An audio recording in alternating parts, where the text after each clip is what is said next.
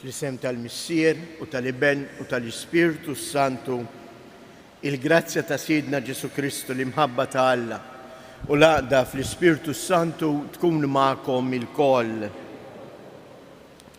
Illum eżies qegħdin nofru din qudiesa għar-Ruħ Carmena, Konsa, Manuel u Ġuża. Wara li l-bira ċelebrejna l-festa tal-qalb ta' Ġesu, illum biex xieraq li ċelebraw il-qalb tal-Verġni Mqazza Marija. Għax ħadd daqs Marija ma kellu l-qalb tiegħu maquda ma' dik ta' Ġesu. Marija għamlet dak kollu li setet biex il-qalb tagħha issir tassew tixbaħ il-dejk ta' bina. Jew għalhekk aħna wkoll fil-waqt li narfu n-nuqqasijiet tagħna nitolbu maħfra għal ħtijetna.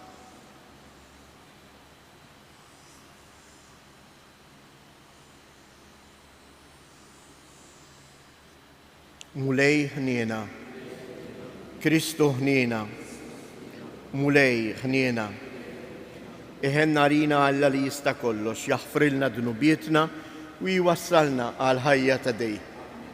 Nitolbu. U Alla, int ħejjejta mar għaxirqa lill-Ispirtu Santu fil-qalb tal-Verġni Mqazza Marija. Fil-ħniena tiegħek għamel li bit-talb tagħha jistħoqilna nkunu tempju tal-glorja tiegħek.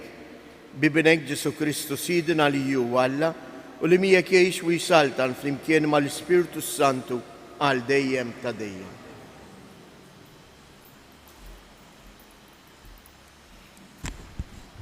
Kari mill-ktieb tal-profeta Iżajija, nisel il-poplu tiegħi ikun magħruf fost il-ġnus u liedhom qalb il-popli. Kull min jarawhom jarafhom li huma nisel imbierek mill-mulej. Nifraħ fuq li nifraħ bil-mulej, taħbes bil-ferħ ruħi balla tiegħi. Għaxu libbisni bil-bies is-salvazzjoni, bil-mantar tal-ġustizzja għat-tieni, bħala rus imżejjen kuruna, bħala rusa tlellex bil-ġawar tagħha. Bħalma l-art tnibbet l-imbiet, bħalma l-ġnien inibbet il-miżruħ fih, hekk il-mulej inibbet il-ġustizzja u l-fuħrija, quddiem kollha kemm huma l-ġnus. Il-kelma tal-mulej inroddu ħajr illa-Alla.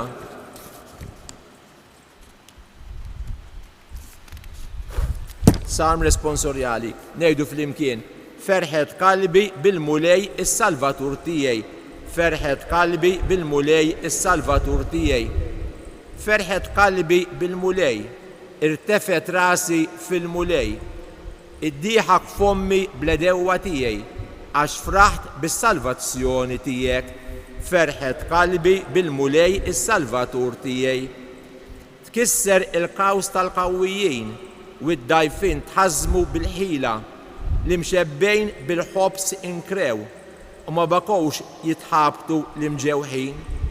Il-mara bla tfal wildet 7 u dbielet il-mara b'ħafna tfal. Flimkien ferħet qalbi bil-mulej is-Salvatur tiegħi.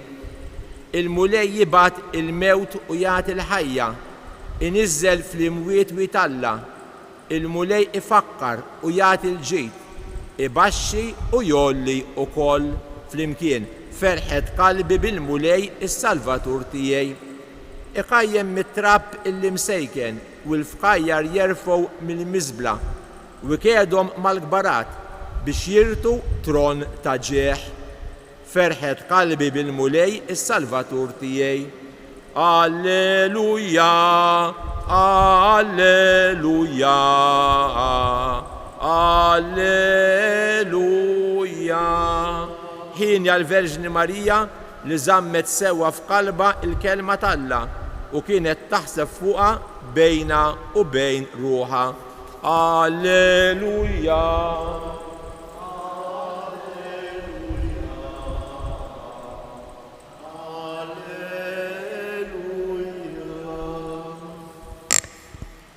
Il-mulej ma'kom. Qari mill-Evanġelju skont San Luqa. Ta' kull sena kienu jmorru Ġerusalem għal-festa tal-Għid. Meta kellu 12 sena telgħu wkoll skont id-drawwa ta' dik il-festa. Wara li għaddew dawk il-ġranet qabdu it-triq lura, imma tfajjel Ġesu baqa' Ġerusalem bla ma kienu jafu il-ġenituri tiegħu. Huma ħasbuh li qiegħed ma' xi wħud li kienu fit-triq magħhom. Iżda meta wara jum mixi jfeċċewh fost rabathom u n-nies li kienu jafuhom ma sabuhx u għalhekk reġgħu lura Ġerusalem ifittxuh. Wara 3 ijiem sabuh fit-tempju bil-qiegħda f'nofs l-għalliema jismagħhom u jistaqsihom. U kull min semgħu baqa' mistaġeb bid-den u t-tweġibiet tiegħu. Kif rawh instamtu u ommu qaltlu: Ibni, għaliex għamiltilna hekk? Ara missierek u jien konna qegħdin infittxuk b'qalb maqsuma. U hu għalilhom: U għaliex kontu qegħdin tfittxuni? Ma tafux li jien għandi nkun f'dak li hu ta' missieri? Iżda kliemu ma fehmuhx. Imbagħad niżel magħhom u reġa' mar Nażaret u kien jobdihom. U ommu kienet toss f'qalbha dawn il-ħwejjeġ kollha. Il-kelma tal-mulej. Inti eżies hawnhekk f'dan il-Vanġelu m'għandniex sempliċement ir-rakkont ta' meta inti Marija u Ġuseppi tilfu lil Ġesu. Imma hawnhekk hawn ir-rakkont tal-ħajja tagħna. Ir-relazzjoni tiegħi ma' Ġesu. Għax dak li ġara lil din il-familja ta' Nażaret jiġri lili u lilek. U l-familja ta' Nażaret, Marija u Ġuseppi, juruna kif għandna tkun ir-relazzjoni tagħna ma' Ġesu. L-ewwel qabel kollox,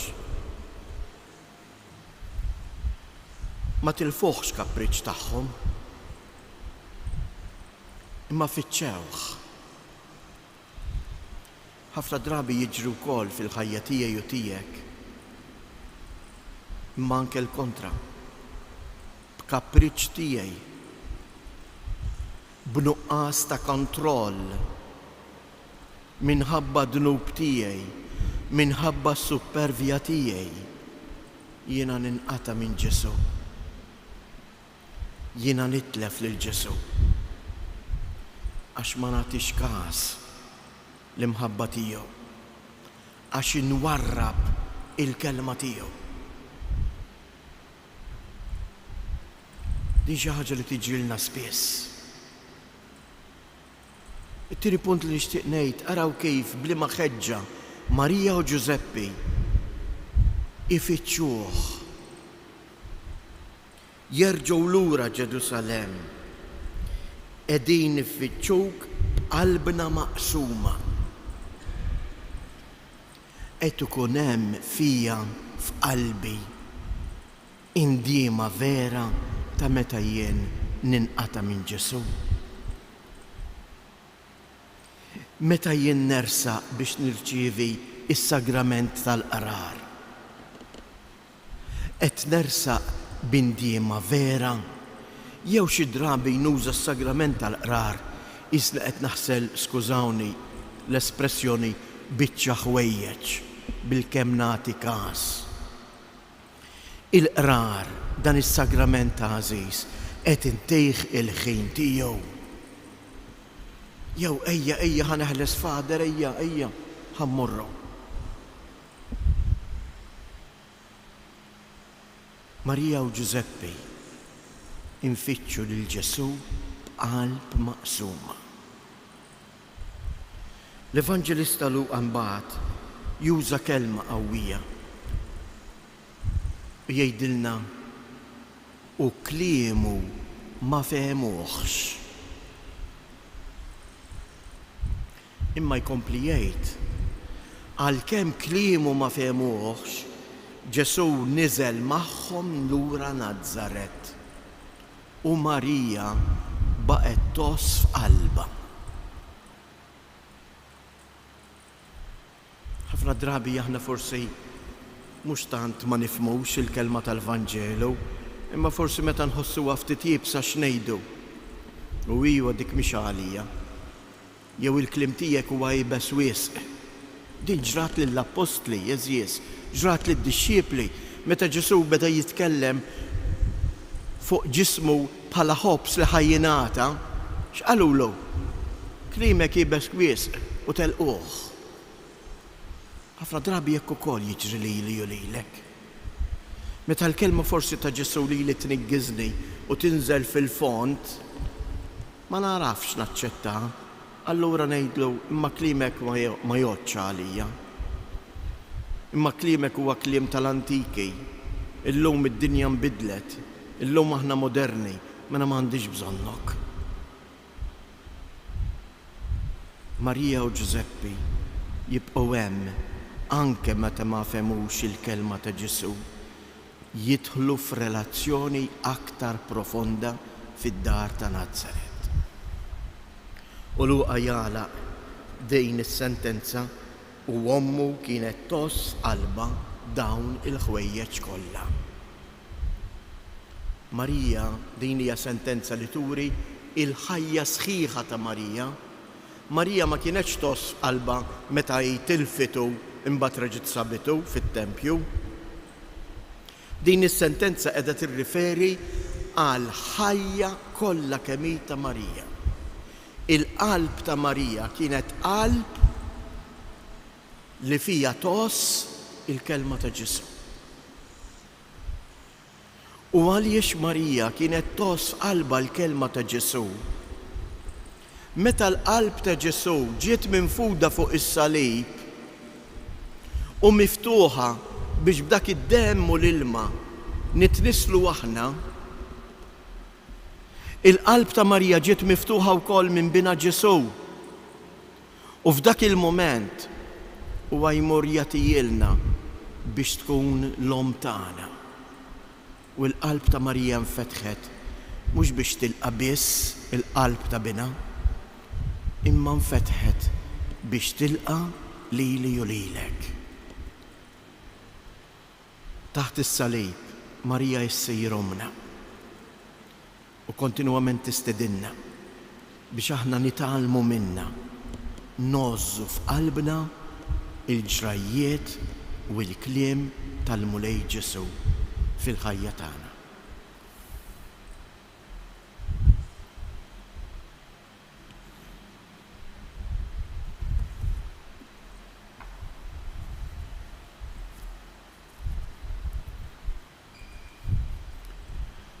Jehud jeżies inresqu it-talbit tagħna lill-Alla li fil-qalb la teba ta' Marija tagħna raġġ ta' dawl fil-gwida u l-mixja tagħna lejn is-sema.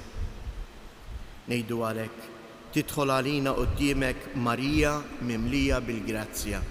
Tidħol għalina quddiemek Marija mimlija bil-grazzja.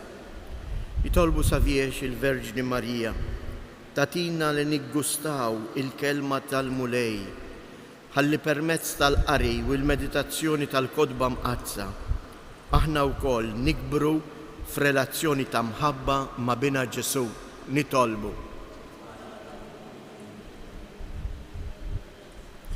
Sabiex l-om qaddisa tiegħek tħares lill-umanità minn kull vjolenza u tagħti l-paċi lil kull bniedem li hawn fid-dinja. Nitolbu. Tidħol għalina quddiemek Marija mimlija bil-grazzja. Sabiex il-Verġni mbierka tenna nkunu bħala dejjem lesti u disponibbli li nilqgħu il-kelma ta' Alla u naqdu lil ħutna fil-ħtiġijiet tagħhom. Nitolbu.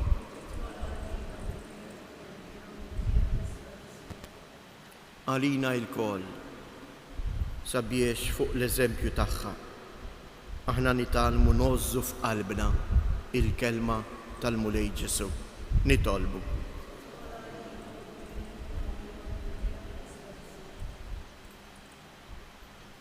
Mulej Alla tagħna, Inti għamilt lill-qalb la teba tal-Verġni Mqazza Marija amara għal verb Tiegħek u post qaddis li fih jammar l-Ispirtu Santu. Għati lilna li nħobbu lilek u lil ħutna qalbna kollha. Int li tgħix wis-saltan għal dejjem ta' dejjem.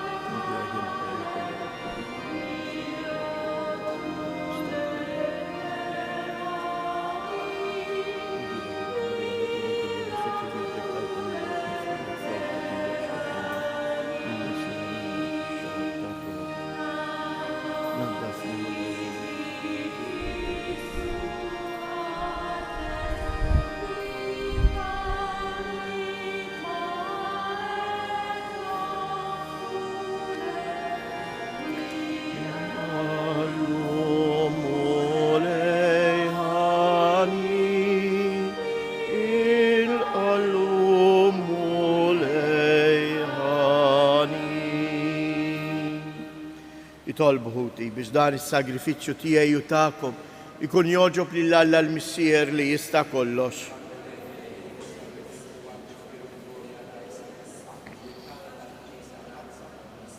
Ilqa' mulej it-talb u l-offerti li l-fidili tiegħek qegħdin jagħmlulek fit-tifkira tal-Verġni Mqazza Marija biex ikunu joġbu lilek u jagħtu lilna l-għajnuna tat-tieba tiegħek bi Kristu Siedna.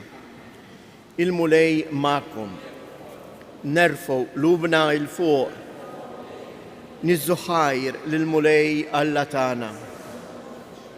Sewwa u xieraq tas-sew mulej tajjeb u taġi tas-salvazzjoni tagħna li dejjem nistqarru kemm inti tal-għaġeb fil-ħajja tal-qaddisejn tiegħek. Imma llum iżjed fit-tifkira tal-Verġni Mqazza Marija aħna nfaħru l-kobor tat-tieba tiegħek bl-istess innu taratti l-ħajr li għamlitlek Omm ibnek. Għax tassew ħwejjeġ kbar għamilt mad-dinja xerrit fuqha l-ħnina tiegħek bla tarf meta ħarjest lejn iċ-ċokon tal-qaddejja tiegħek u bija tajtna l-awtur tas-salvazzjoni tagħna ibnek Ġesu Kristu Siedna. Għalhekk flimkien mal-anġi u l-qtajja kollha tas-sema aħna ntennu l-innu ta' tifħir u magħhom intennulek għaddejs, għaddejs, għaddejs. Mulej Alla tal-eżerċti, is-smewwiet u l-art mimlija bil-glorja tiegħek. Osanna fl-ola ta' smewwiet, imbirek minn ġej fisem il-mulej, osanna fil-oli ta' smewwiet. Għaddejs ta' sewint mulej, inti lajn ta' kull qdusija. Għaddes għalek li tolbu dawn l-offerti bil-barka tal-Ispirtu tiegħek biex isiru għalina il-ġisem u d-dem ta' Siedna Ġesu Kristu. Li meta kien se jingħata biex mir-rajħ ibati ħajl ħobs radd il-ħajr qasam tar id-dixxiepli tiegħu u qal: ħudu u kulu il-kol minn dan, għax dan huwa ġismi li jingħata għalikom.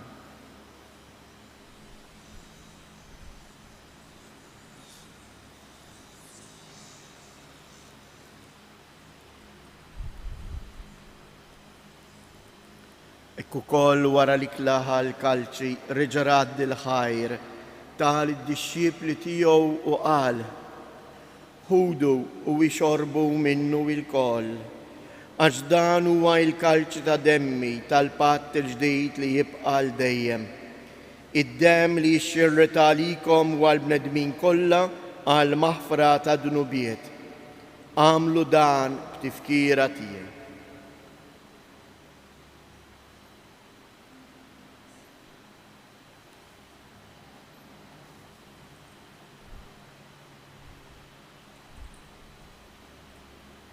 danu il-misteru tal-fidi inħabru l-mewt tiegħek mulej, inxandru bil-ferħ il-qawmien tiegħek, nistennewk sa ma tiġi fil-glorja.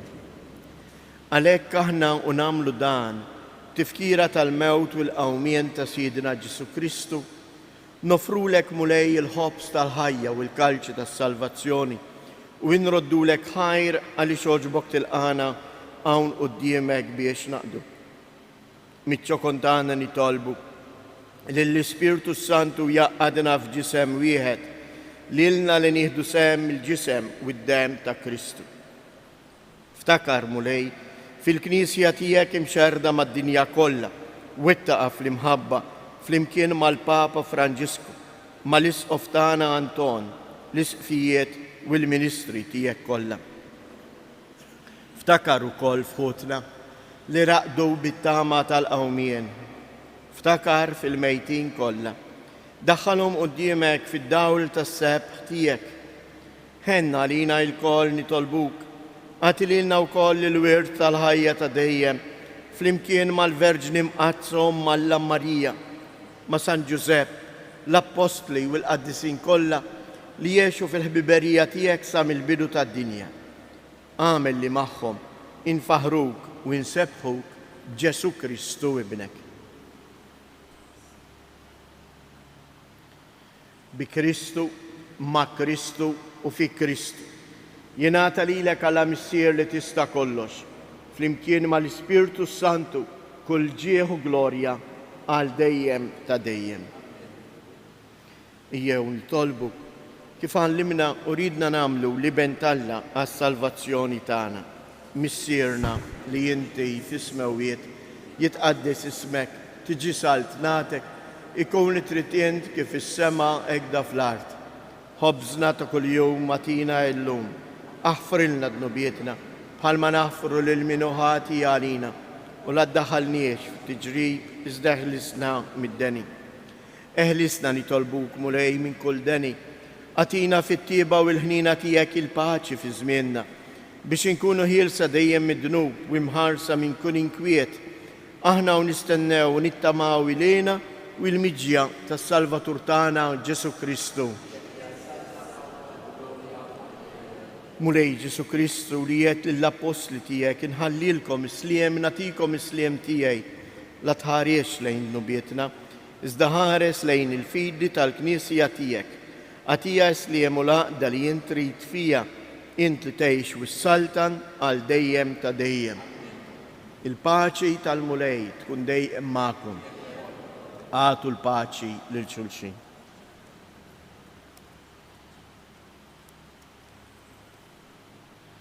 Ħaruf ta' Alla li tneħħi dnubiet tad-dinja ħenna għalina. Ħaruf ta' Alla li tneħħi dnubiet tad-dinja ħenna għalina. Ħaruf ta' Alla li tneħħi dnubiet tad-dinja għatina l-paċi.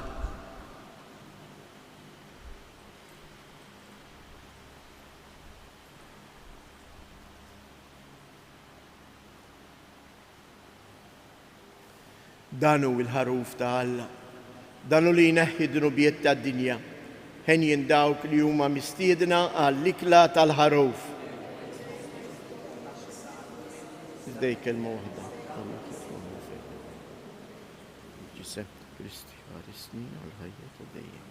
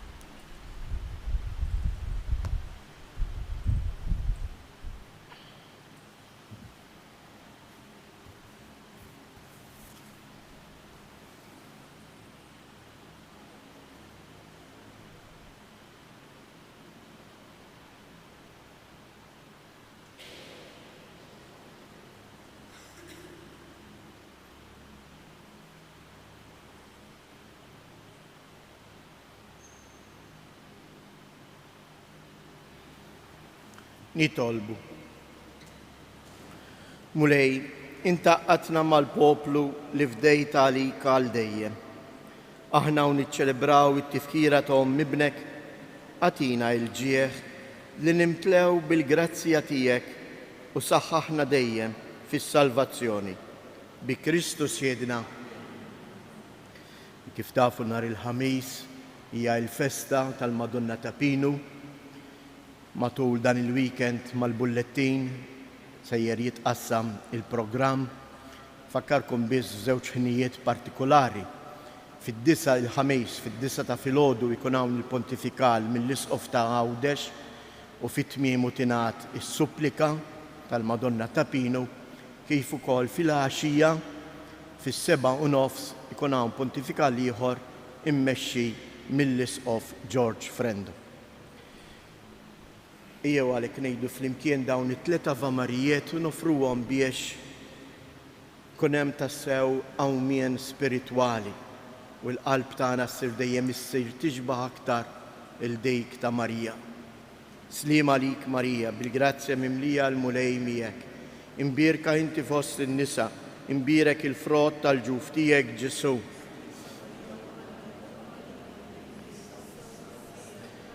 Sliem għalik Marija, bil-grazzja mimlija l-mulej miegħek. Imbierka inti fost in-nisa, imbierek il-frott tal-ġuf tiegħek Ġesu.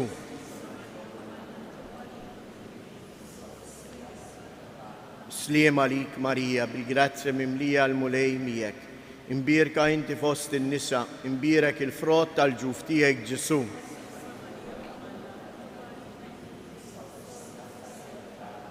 Madonna ta' Pinu, Sultana tal-familja, ħarstek fuqna dejjem żomm. Il-mulej magħkom. Iberikkom Alla li jista' kollox il-Missier, l-Iben u l-Ispirtu Santu. Morru u għejxu fil-paċi ta' Kristu.